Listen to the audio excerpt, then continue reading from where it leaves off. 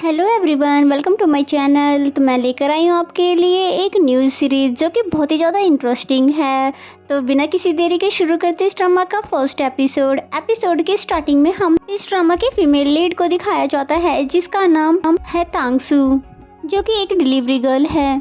और हम तांगसू को देखते हैं जो कि बहुत ही ज़्यादा फैटी है, लेकिन पहले ये बिल्कुल भी ऐसी नहीं थी। और तांगसू पहले एक बहुत ही फेमस गर्ल्स ग्रुप की लीडर हुआ करती थी और उसके बहुत सारे फैंस भी थे, लेकिन एक फेक डायरेक्टर के साथ स्कैंडल की वजह से उसकी सारी पॉपुलैरिटी खत्म हो गई और तांगसू के सारे ही फैंस उसे हेट करने लगे। और यहाँ पर तांगसू की कोई भी गलती नहीं थी, उसे तो सिर्फ फंसाया जा रहा था और तांगसू की बातों पर कोई भी बिलीव नहीं करता, यहाँ तक कि उसके मैनेजर भी नहीं। और इन्हीं सभी चीजों से परेशान होकर उसने पोटैटो चिप्स और कुकीज खानी शुरू कर दी और देखते ही देखते वो फैटी हो जाती है।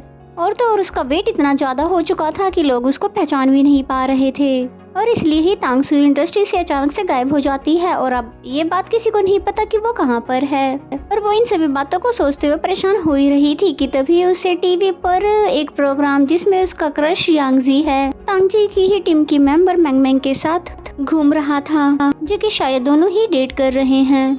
और ये सब देखकर तो बहुत ही ज़्यादा सैड हो जाती है कि शायद उसके क्रश यांगजी को भी इस पर बिलीव नहीं है कि डायरेक्टर वाला स्कैंडल सच में फेक था, जिसमें सिर्फ मुझे फंसाया गया था। कि तभी तांगसू को एक और डिलीवरी ऑर्डर आता है, जिसे देखते हुए बोलती है कि अब जो हो चुका है वो हो चुका, अब तो मुझे प्रेजेंट में अपना घर चलाने के लिए ये डिलीवरी का काम तो करना ही होगा।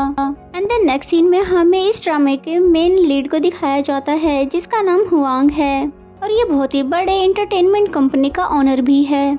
और इसके साथ ही वो तांगसू की सेकंड मेंबर मैंगमैंग का बिग फैन भी है, इसलिए वो हमेशा ही मैंगमैंग की फोटो को अपने पास रखता है। एंड देन तांगसू को दिखाते हैं जो कि फूड डिलीवर करने के लिए घर पर आ गई थी, लेकिन कस्टमर उसके फोन्स का जवाब भी नहीं दे रहा था और फिर घर का डोर भी ओपन था, इसलिए वो घर के अंदर आकर उसको आवाजें देने लगती है। तभी अचानक से गलती से उससे कि फूड ही नीचे गिर जाता है, इसलिए फिर जल्दी से उसे उठाकर सेट करने लगती है। लेकिन तांगसू सेट करते हुए अचानक से उसमें से फूड खाना शुरू कर देती है, क्योंकि उसको बहुत ही ज्यादा भूख जो लगी हुई थी, क्योंकि तांगसू ने सुबह से ही कुछ नहीं खाया था। लेकिन बाद में उसको रियलाइज होता है कि मैंने ये क्या कर दिया, इसलिए वो कस्टमर को एक लेटर लिखती है। इसमें उसने लिखा कि मैंने गलती से आपका फूड खा लिया है, लेकिन मैं पक्का आपको पैसे वापस दे दूंगी। फिर जैसे ही वो टर्न होती है तो उसकी टक्कर हुआंग से हो जाती है, क्योंकि वही इस घर का ओनर था और इसी ने ही इस फूड को ऑर्डर किया था। जिसके बाद तो हुआंग उसको ऊपर से नीचे तक देखने लग जाता है और फिर उसकी नजर उसके पेट पर जाती है, जिससे वो सोचने लगता है कि पक्का इस लड़की ने चोरी करके सारा सामान अपने कपड़ों में छुपा रखा है,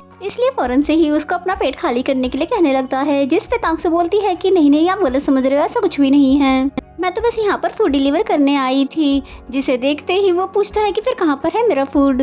और फिर जिसके बाद तांगसू ने उसको पूरी सिचुएशन समझा दी और अब क्योंकि गलती सारी जो है तांगसू की थी, इसीलिए वो खुद से ही कुकिंग करके हमको खाने के लिए देती है। और तांगसू के कुक हुए खाने को देख के उसको लगता है कि शायद ये तो टेस्टी नहीं होगा, लेकिन फिर जैसे ही उसने उसे खाया तो वो उसको बहुत ही ज्यादा पसंद आता है। और फिर हुआंग ने उसे बोला कि कोई बात नहीं, मैं तुम्हारी गलती को माफ कर रहा हूँ और मैं तुम्हारी कंपनी को कोई भी कंप्लेन नहीं करूंगा, इसलिए तुम यहाँ से अब जाओ। और तांगसू तो हुआंग की बातें सुनकर बहुत ज्यादा खुश हो जाती है कि आप तो एक बहुत ही अच्छे इंसान हो। इन कुकिंग के दौरान आपका एप्रन मुझसे गंदा हो गया था, जिस पे हुआंग ने बोला कि कोई बात नहीं, तुम इसे वॉशिंग मशीन में डालकर चली जाओ।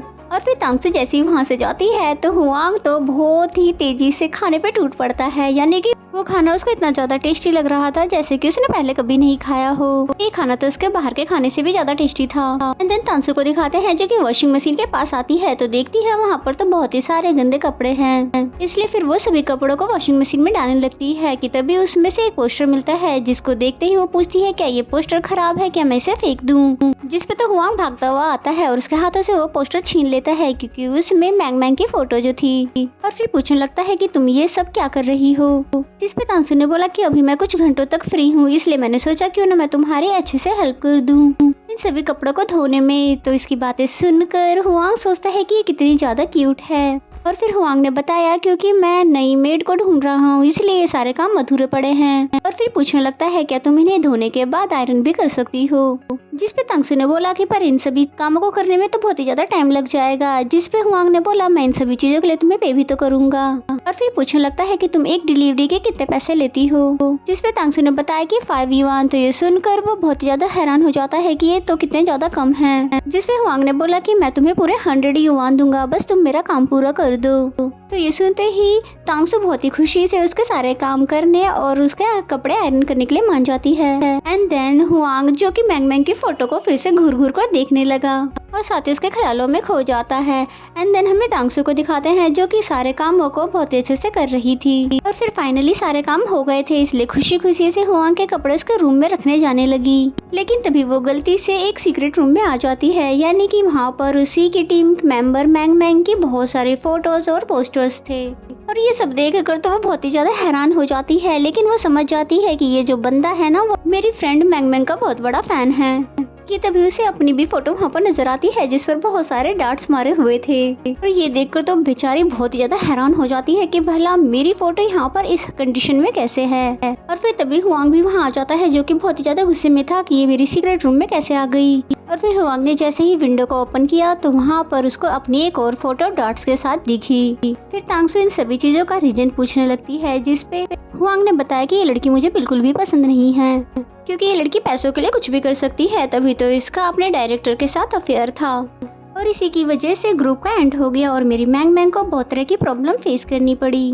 और तो ये बहुत ही ज्यादा बदतमीज भी है। एंड देन हमें इसी के साथ एक फ्लैशबैक का सीन भी दिखाया जाता है जहाँ पर तांगसू बहुत ही ज्यादा परेशान थी क्योंकि उसे अब कहीं भी काम नहीं मिल रहा था। इसलिए उसने गुस्से में हुआंग के ऊपर चिप्स फेंक दिए और तो और उसने सॉरी भी नहीं कहा। और ये सभी बातें सुनने के बाद तो तांगसू बहुत ही ज्यादा हैरान हो जाती है कि मैं अब प्रेजेंट में इतनी ज्यादा मोटी हो चुकी हूँ कि मेरा हेटर भी मुझे पहचान नहीं पा रहा है। और फिर तांगसू इमेजिन करने लगती है कि ये मुझे डॉट फेंक फेंक कर मार रहा है और इससे पहले कि ये मुझे पहचान ले इससे पहले मुझे निकल जाना चाहिए, वरना तो सबको पता चल जाएगा कि अब मैं इतनी ज्यादा बुरी दिखती हूँ। और फिर हुआंग से बोलती है कि देखो मैंने तुम्हारे सारे काम पूरे कर दिए इसलिए मुझे अब प्लीज यहाँ से जाने दो।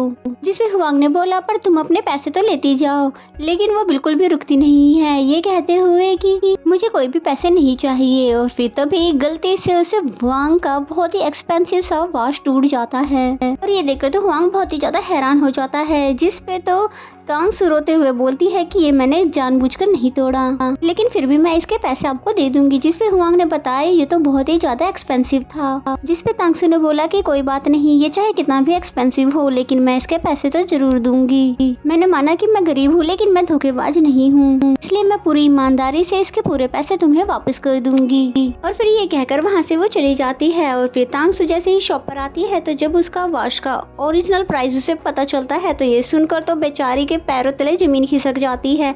इसीलिए वो खुद से ही ग्लू से घर पर आकर उसे जोड़ने लगती है। तभी लैंडलॉर्ड जोर जोर से दरवाजे पे नॉक करते हैं रेंट लेने के लिए। इसलिए वो तांगसू फिर तो बहुत ही ज्यादा परेशान हो जाती है क्योंकि ना तो उसके पास पैसे है और ना ही एक अच्छी जॉब, और ऊपर से उसकी प्रॉब्लम्स भी बढ़ती जा रही है। एंड देन नेक्स्ट सीन में हम हुआंग के एम्प्लॉय को देखते हैं जो कि उसको बहुत सारी मेड्स के बारे में बता रहा था कि वो सभी काम में कितनी ज्यादा परफेक्ट है, लेकिन हुआंग मना कर देता है क्योंकि हुआंग को कभी भी किसी मेड का काम पसंद नहीं आता है। जिसके बाद फिर वो तांगसू के किए हुए काम को बहुत प्यार से देखने लगता है क्योंकि वो हुआंग के अकॉर्डिंग बहुत ही ज्यादा परफेक्ट थे। कि तभी वहाँ पर तांगसू आ जाती है सॉरी बोलते हुए क्योंकि वो वास को ठीक नहीं करवा पाई थी। फिर अंदर आती है और उसे कुछ पैसे देते हुए बोलती है कि फिलहाल तो मेरे पास बस यही है, पर बहुत जल्द मैं तुम्हारे बाकी के पैसे भी दे दूंगी और मुझे बस 7 से 8 साल का टाइम चाहिए। तो ये सुनकर हुआंग हंसने लग जाता है कि कितनी क्यूट और इनोसेंट है। फिर बताने लगा कि 7 से 8 साल के अंदर तो इस वास की वैल्यू और भी ज्यादा बढ़ जाती है और इस वजह से तो तुम्हें और भी ज्यादा मुश्किल हो जाएगी पैसे देने में, इसलिए मैंने तुम्हारे लिए एक डील रेडी की है। फिर हुआंग ने तांगसू को एक कॉन्ट्रैक्ट साइन करने के लिए दिया, ये बोलते हुए कि तुम मेरी मेड बन जाओ और मैं तुम्हें इसकी अच्छी पेमेंट भी दूंगा और वो पूरे 15,000 युआन होंगे, जिसकी वजह से तुम 3 से 4 साल के अंदर ही वास के पैसे चुका पाओगी और ऊपर से मेरे इस घर में रह भी पाओगी। ये सुनकर तांगसू बहुत ही ज्यादा हैरान हो जाती है कि सैलरी बहुत ज्यादा थी, इसलिए पूछती है पर मैं ही क्यों।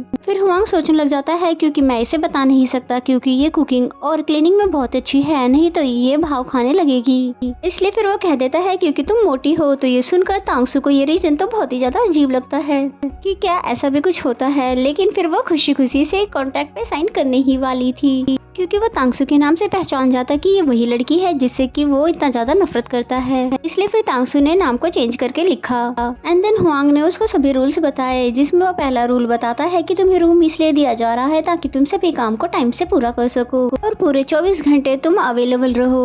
और फिर सेकंड रूल बताता है कि खाना टेस्ट के साथ साथ दिखने में भी अच्छा होना चाहिए। और फिर तीसरा रूल बताता है, यानी कि मैं जो कुछ भी कहूँगा तुम्हें चुपचाप वो सभी काम करने होंगे। इसके बाद हुआंग ने उसे तांगसू की फोटो पर डांट मारने के लिए कहा और फिर वो देखता है कि डांट तो उसने बहुत सही मारा है, इसलिए बोलता है अरे वाह, तुम तो सभी काम के साथ साथ डांट मारने में भी अमेजिंग हो।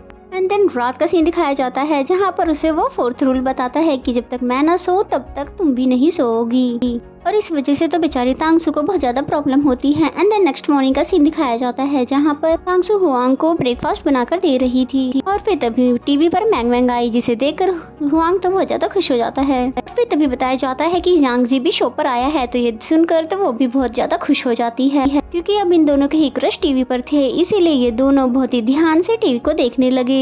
मैंग मैंग थोड़ी बहुत बात करने के बाद सभी के सामने यांग जी को प्रपोज करने लगी। यांग जी उसकी प्रपोजल को हाँ तो नहीं कहना चाहता था, लेकिन सभी के सामने उसे प्रपोजल को हाँ करना पड़ा और इसका मतलब ये हुआ कि ऑफिशियली ये दोनों गर्लफ्रेंड और बॉयफ्रेंड बन चुके हैं। और ये देखकर तो वांग को इतना ज्यादा गुस्सा आ जाता है कि वो गुस्से में बाउल को गिरा देता है और तांगसू भी शॉक में थी, इसीलिए वो बाउल को उठाकर चुपचाप ले जाने लगी। लेकिन हुआंग ने तब भी उसके आंसू नोटिस कर लिए और फिर पूछने लगता है कि भला तुम रो क्यों रही हो, जिसपे तांगसू ने बताया क्योंकि मुझे एक स्टोरी जो अचानक से याद आ गई। और फिर बताने लगती है कि एक स्टूपिड सी लड़की थी जो कि मून जैसे प्रिंसेस को लाइक करने लगी, जबकि उस लड़की को पता था कि वो प्रिंस उसे कभी भी नहीं मिल सकता, लेकिन तब भी वो उसके सामने बहाने से आती रही ताकि वो उसे एक नज़र देख सके। और फिर प्रेजेंट में बोलती है कि छोड़ो, तुम ये स्टोरी नहीं समझ पाओगे और ये बातें तुम्हें फनी लग रही होगी, जिस पे वांग बताता है कि ऐसा बिल्कुल भी नहीं है और किसी को पसंद करना कोई फनी बात तो नहीं है, हमेशा हमें दूसरों की फीलिंग का रिस्पेक्ट करना चाहिए। और हुआंग की बातें सुनकर तो वो बहुत ज्यादा इमोशनल हो जाती है कि जोर जोर से रोना ही शुरू कर देती है, क्योंकि उसने कभी भी नहीं सोचा था कि हुआंग उसको अपनी बातों से कंफर्ट फील करवाएगा। और फिर बड़े अजीब ढंग से उसको टिश्यू देने लगता है, जिसको तो वो बहुत ही जोर से इस्तेमाल करती है, जिसको देखने के बाद तो वो कहता है ये कुछ ही सेकंड के लिए ही बस क्यूट लगती है। अब क्योंकि तांगसू का मूड खराब हो चुका था, इसीलिए वो टीवी बंद करने लगती है, लेकिन हुआंग उसको ऐसा करने नहीं दे रहा था क्योंकि वो कुछ और देर तक मैंग मैंग को देखना चाहता था। और फिर दोनों के बीच में छीना झपटी शुरू हो जाती है और दोनों ही एक दूसरे के ऊपर जाकर गिर जाते हैं और फिर दोनों ही एक दूसरे को देखने लग जाते हैं। लेकिन हुआंग फिर थोड़ी देर में बहुत जोरों से चिल्लाता है क्योंकि तांगसू बहुत ही ज्यादा भारी थी। और फिर तभी नोटिस करता है कि इसका फेस पॉपुलर तांगसू जैसा ही दिखता है और फिर तभी कहता है कि नहीं नहीं, ऐसा बिल्कुल भी नहीं हो सकता। और फिर तभी इसको पीछे करते हुए वहाँ से चला जाता है। तो फाइनली जाकर तांगसू चैन की सांस लेती है, थैंक गॉड मुझे बॉस ने पहचाना नहीं। और फिर इसी सीन के साथ ये एपिसोड यहीं पे खत्म हो जाता है। तो मेरा एक्सप्लेनेशन अगर आपको अच्छा लगता है तो वीडियो को लाइक करें और कमेंट करके जरूर बताएं ये एपिसोड आपको कैसा लगा। और अगर चैनल पर नए हो तो चैनल को सब्सक्राइब कर लो। तो मिलते हैं नेक्स्ट एपिसोड में, तब तक के लिए bye bye and take care.